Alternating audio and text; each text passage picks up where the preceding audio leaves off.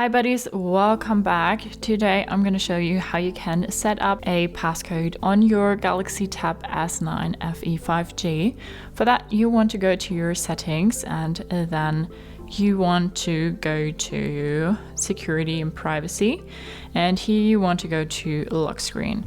So you want to set up a screen lock, and you can now choose which one you would like to set up: a PIN, a password, a pattern, a swipe, or none. You can see what our current lock type is. So swipe, we're gonna go with a PIN, and then we'll put in our 4 numbers. Remember this PIN, if you forget it, you'll need to reset your tablet and all data will be erased. All right, so we put in our PIN, we say continue now. This PIN is easy to guess because it has repeating numbers. Use anyway. We enter it. Okay.